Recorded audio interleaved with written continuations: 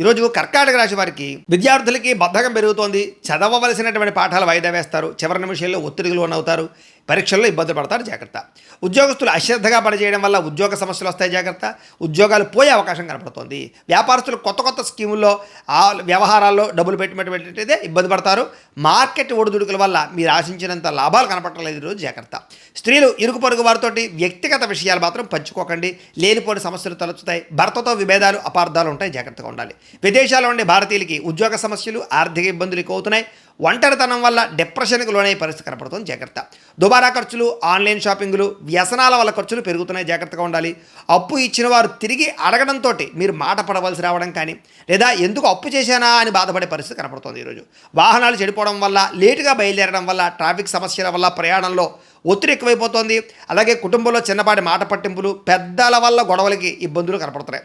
అలాగే రక్త సంబంధీకులతోటి ఆస్తి వివాదాలు, ఇబ్బందులు కనపడుతున్నాయి. జాగ్రత్తగా ఉండాలి. సోషల్ మీడియాలో పెట్టే పోస్టుల వల్ల కూడా లేదా కామెంట్ల వల్ల అనవసరమైన వివాదాలు ఇరుక్కుంటారు. జాగ్రత్తగా ఉండండి. రాత్రి ఎక్కువసేపు ఫోన్ చూడడం వల్ల నిద్ర లేని సమస్య కనపడుతోంది. అలాగే కంటికి సంబంధించినటువంటి ఇబ్బందులు, భుజం నొప్పులు, మెడ నొప్పులు, కాళ్ళ నొప్పులు కనపడుతున్నాయి. జాగ్రత్తగా ఉండాలి. వివాహేతర సంబంధాలు, కొత్త వ్యక్తులతో పరిచయాలు ఇబ్బంది పడతారు.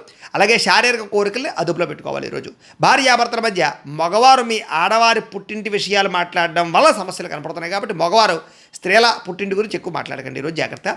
స్థిరాస్తులు పెట్టేటటువంటి స్థిరాస్తుల వ్యాపారాల్లో కొంచెం మధ్యవర్తుల వల్ల నష్టపోయే అవకాశం కనపడుతుంది. కాబట్టి అలాంటి విషయాల్లో జాగ్రత్త తీసుకోండి. ఆవేశంతో తీసుకునే నిర్ణయాల వల్ల జీవితం పాడవుతుంది.